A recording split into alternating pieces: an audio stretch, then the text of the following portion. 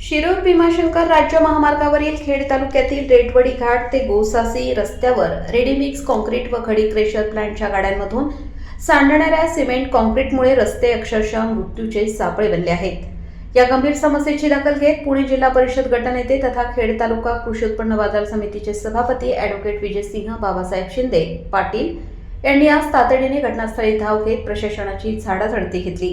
गेल्या अनेक दिवसांपासून घाटात आरएमसी मिक्सर गाड्यांमधून ओले कॉन्क्रीट रस्त्यावर सांडत आहे। खडी क्रेशरचे मटेरियल वाळल्यानंतर रस्ता अत्यंत निसरडा बनत असून दुचाकीस्वार घसरून पडण्याच्या घटनांमध्ये मोठी वाढ झाली आहे। यात शालेय विद्यार्थी, महिला तसेच कामावर जाणारे नागरिक जखमी होत आहेत। प्रत्यक्ष पाहणी दरम्यान रस्त्याची बिकट अवस्था पाहून शिंदे पाटील यांनी तीव्र संताप व्यक्त केला।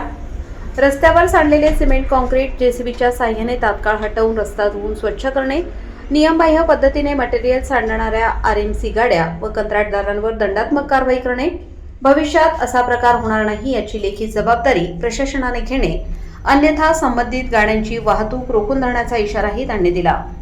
काही गाड्यांमधलं मटेरियल त्या ठिकाणी पडतंय आणि हे मटेरियल पडल्यानंतर ॲक्सिडेंटचं प्रमाण वाढतंय। इथं शेजारी जिल्हा पण शाळा आहे, जिल्हा परिषदेची मुलं जा करतात आणि विशेषतः हे जे बाबा आहेत माझे शेजारी आहेत, या बाबांसारखे असे 2-3 बाबा रस्त्याकडे उभे होते आणि धाडकाने गाडी स्लिप झाली आणि त्यांच्या अंगावर त्या ठिकाणी गेली।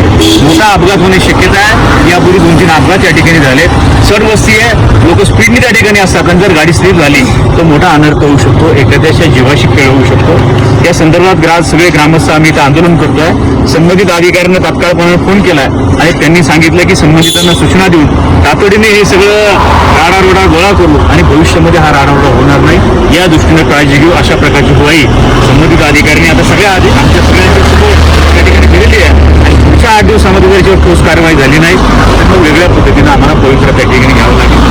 लोकांच्या जीवाशी, लोकांच्या प्रश्नाशी जर एखादा प्रश्न येत असेल तर तो प्रश्न खऱ्या अर्थानं तुम्ही लोकप्रतिनिधी म्हणून त्या ठिकाणी सोडवला पाहिजे, लोकांना आधार दिला पाहिजे। आज माझ्या शेजारी सगळे ग्रामस्थ आहेत, ही सगळ्यांची भावना आहे या रोडवरती खालपासून तर वरपर्यंत वरच्या बाजूला कचऱ्याचं मोठं साम्राज्य झालं। तुम्ही याला कुणी वाले आहे की नाही, तेव्हा अधिकाऱ्यांना स्पष्टपणे सांगितलं की तात्काळ याच्यात कारवाई झाली पाहिजे आणि पुढच्या 8 दिवसामध्ये जर कारवाई झाली नाही तर आमच्या पद्धतीने आमच्या स्टाईलने आम्हाला याच्यामध्ये भूमिका घ्यावी लागेल।